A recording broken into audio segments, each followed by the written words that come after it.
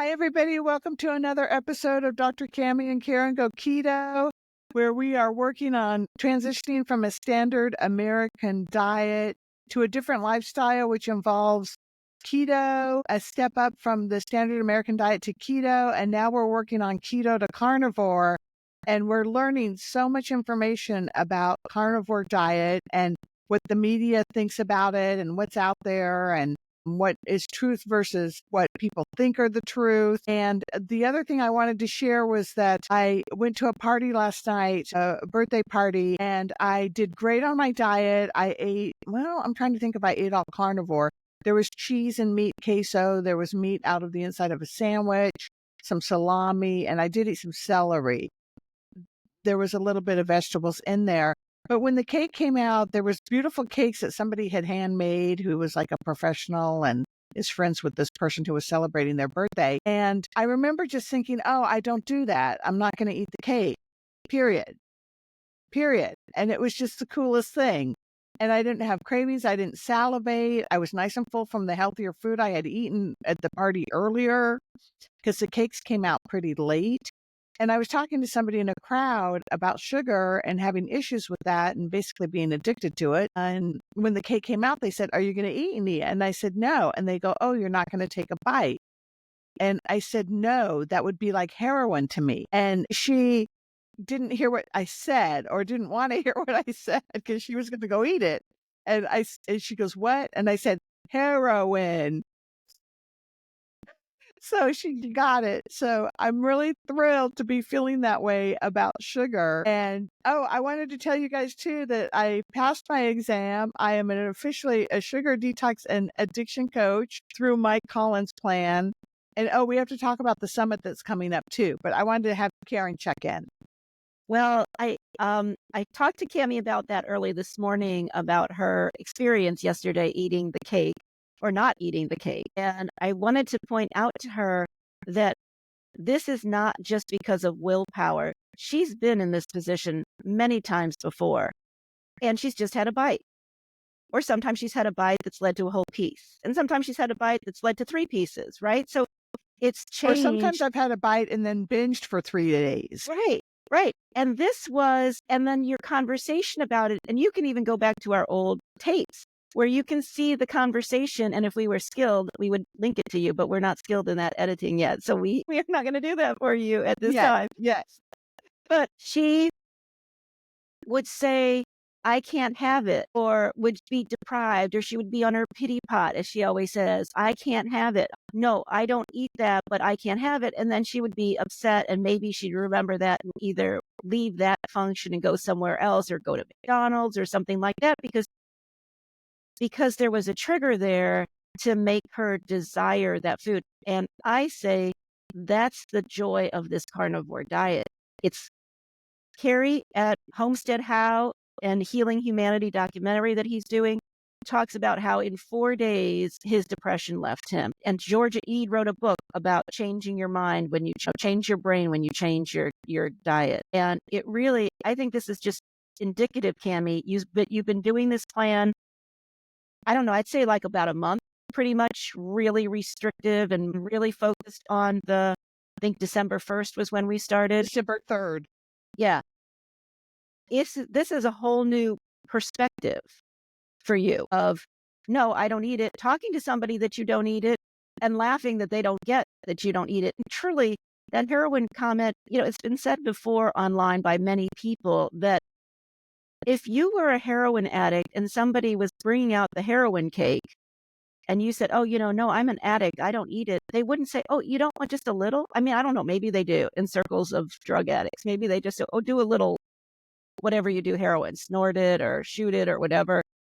Like maybe that does happen at parties where heroin's brought out. But, I think for the most part, if you say you're a heroin addict and you're trying to not be an addict, then people don't try to push you a little bit on. That's all about those 4 C's: cheap, craving, condoned, and convenient. Convenient, right? Right? The cake was brought out to you. Everybody was happy about having that cake. They were celebrating with that cake. Whereas we carnivores don't celebrate with the cake. So Cammy and I were also talking about how other aspects of our lives are improving exponentially, and we are saying it's all part of the system, right? Your brain clears up, your energy level increases, and other things that you're up to. Like I have tackled 2 long-term nagging clutter issues that I've had, and now my rooms are basically clutter-free, and it's a great feeling. And it's again, it's that cycle, because now I have a great feeling about getting these things accomplished.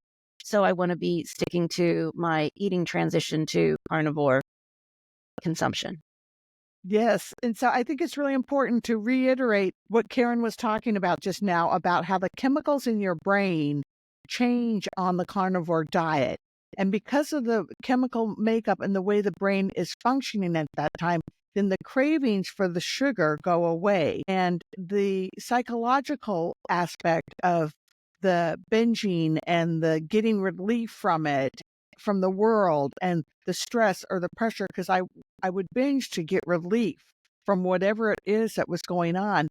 And now it feels like the opposite. It feels like when I binge, because I did have a binge on the 31st of December, I ate off plan and I ate a lot of junk.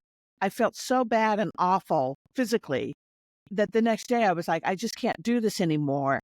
It's not it's not doing what it did for me previously about giving me relief. It's making me absolutely miserable. And I think it is because of the chemicals that are going on in your brain from eating that carnivore diet.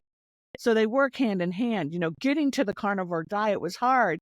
Karen was trying for a year and a half or some crazy thing to get me to a carnivore diet. And now I'm really noticing the physical benefits of it, and sleeping like 5 hours a night. Like I sleep, I get up and I'm full of energy and ready to go. Now I do take a little nap usually in the afternoon, like a 45-minute nap or something if I can. But sometimes I won't, and I'll just work all the way through the day. So there's so many benefits that we're seeing coming from this carnivore, and we're so excited to be learning more about it.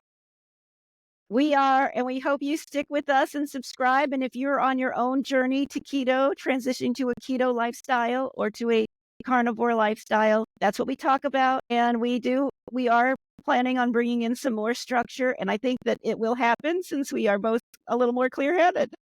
And the other thing I wanted to mention was, comment too. We do have people that comment and are not for the carnivore diet. We understand that. We appreciate that.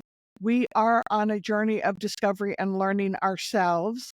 And it's not for everybody. We're not saying, everybody needs to eat carnivore. We're just noticing the benefits that are going on for us, and we're learning about those. And so we're here to support you in whatever endeavor you're doing, as far as just trying to get off of the ultra processed sugar and all of the terrible oils that are out there and various things that we know are causing Alzheimer's and making, Alzheimer's like what we're calling type 3 diabetes.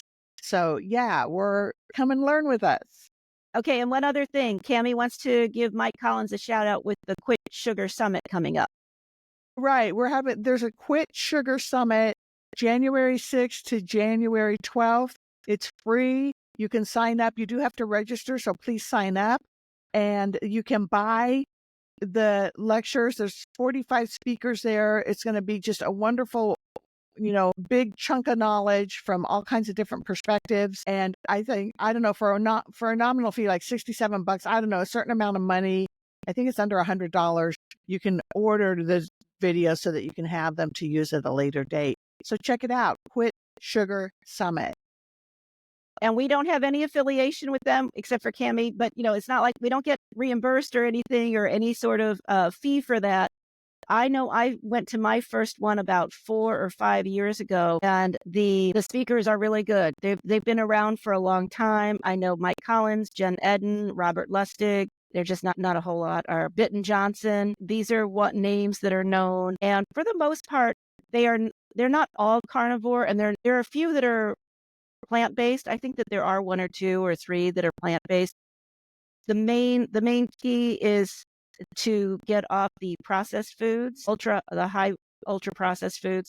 But the other thing is, even if you're plant-based, you can't be eating the fruit. I think that they say that too because of the sugar and how quickly has an insulin response. So anyway, you guys, we'll talk to you. See ya. We need at least 4 more subscribers to get our subscription up to 200. Subscribe. We love you. Have a happy new year. We'll see you Become soon. part of our tribe.